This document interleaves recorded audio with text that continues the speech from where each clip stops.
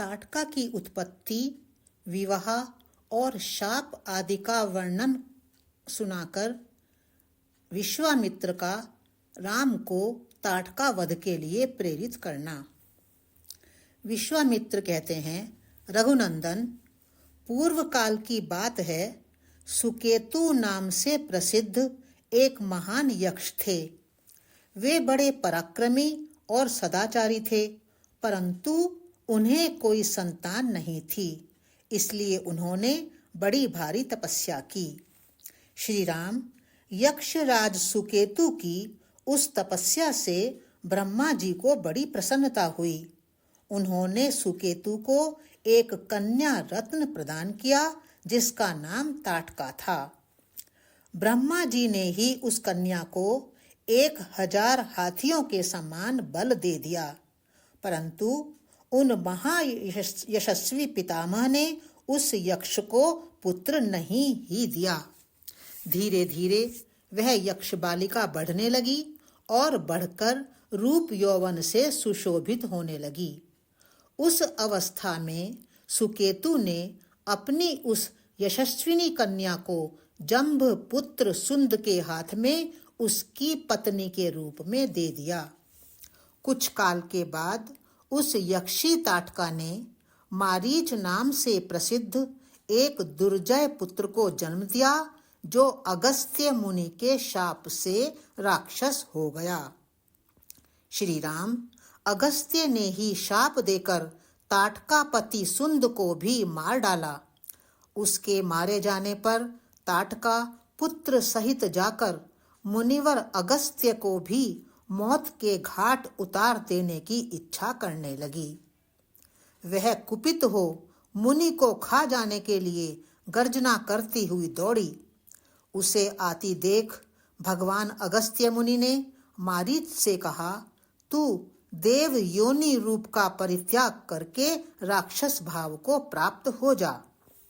फिर अत्यंत अमर्ष में भरे हुए ऋषि ने ताटका को भी शाप दे दिया, तू विकराल मुख वाली नर भक्षिणी राक्षसी हो जा। तू है तो महायक्षी, परंतु अब शीघ्र ही इस रूप को त्याग कर तेरा भयंकर रूप हो जाए। इस प्रकार शाप मिलने के कारण ताटका का अमर्ष और भी बढ़ गया। वह क्रोध से मूर्छित हो उठी और उन दिनों अगस्त्य जी जहाँ रहते थे उस सुंदर देश को उजाड़ने लगी। रघुनंदन, तुम गौओं और ब्राह्मणों का हित करने के लिए दुष्ट पराक्रम वाली इस परम भयंकर दुराचारिणी यक्षी का वध कर डालो। रघुकुल को आनंदित करने वाले वीर, इस शापग्रस्त ताटका को मारने के लिए तीनों लोकों में तुम्हारे सिवा दूसरा कोई पुरुष समर्थ नहीं है। नरश्रेष्ठ, तुम स्त्री हत्या का विचार करके इसके प्रति दया न दिखाना। एक राजपुत्र को चारों वर्णों के हित के लिए स्त्री हत्या भी करनी पड़े तो उससे मुंह नहीं मोड़ना चाहिए।